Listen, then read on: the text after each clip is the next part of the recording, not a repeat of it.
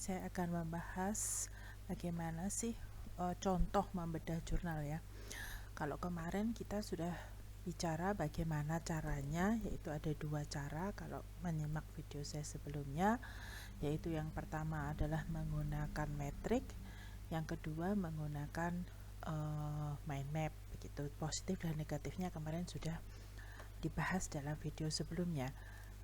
Nah, sekarang saya mau memberikan contoh bagaimana sih dengan menggunakan metrik gitu ya. Nanti kita sesi kedua kita akan bagaimana sih menggunakan dengan mind map begitu. Nah, saya ambil di sini adalah jurnal dalam bahasa Inggris. Kenapa jurnal ini saya ambil dalam bahasa Inggris? Karena biasanya jurnal dalam bahasa Inggris ini sudah terstruktur dengan baik, yang mudah untuk dipelajari.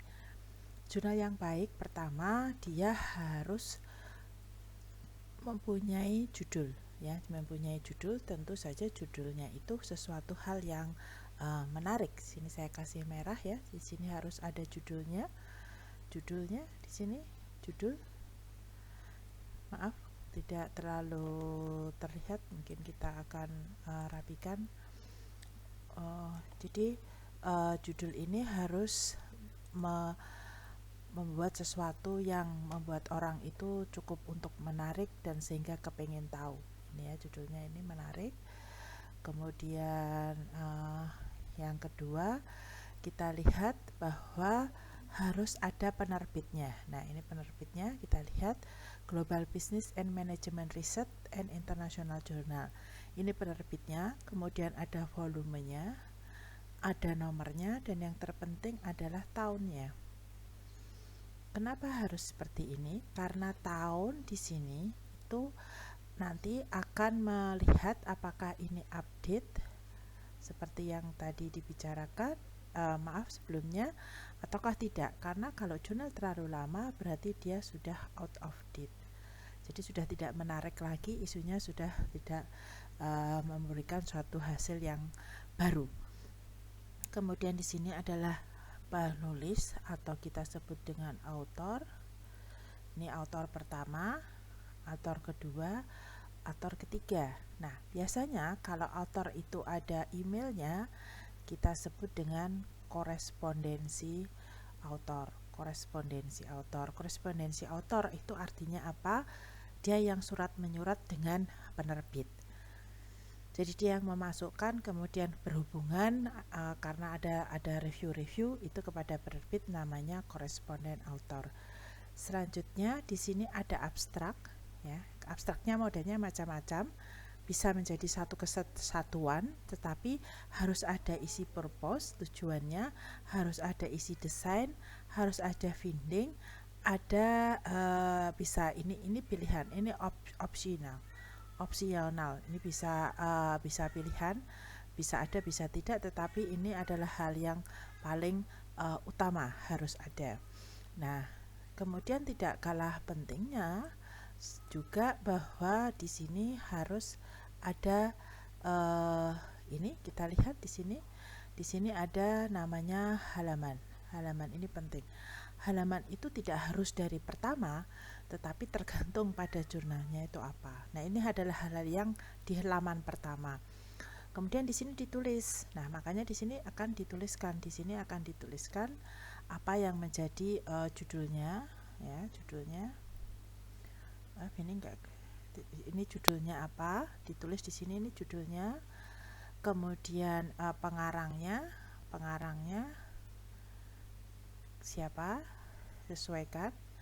Kemudian tadi tahunnya, jangan lupa tahunnya ya, tahunnya tahun berapa ya. Kemudian di sini isu. Kemarin kita lagi membahas isu-isu.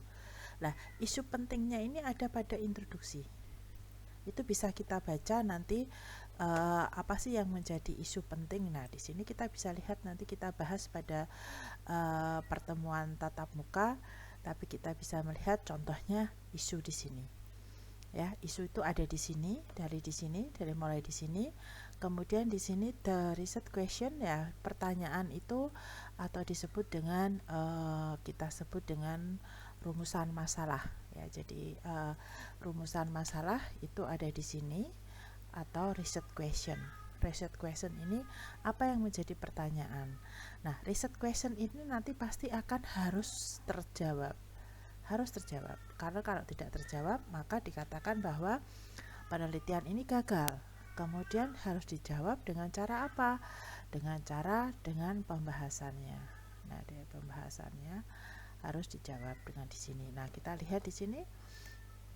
Terus kemudian selanjutnya di sini nanti akan dibahas juga metodenya menggunakan apa. Nah, di sini kita lihat ada literatur review. Nah, kita lihat di sini ada literatur review. Literatur review ini adalah yang dimaksud dengan membangun teori-teorinya yang bagaimana supaya kerangka teorinya ini akan muncul. Nah, ini adalah namanya kerangka pemikiran. Nanti akan ada di kerangka pemikirannya.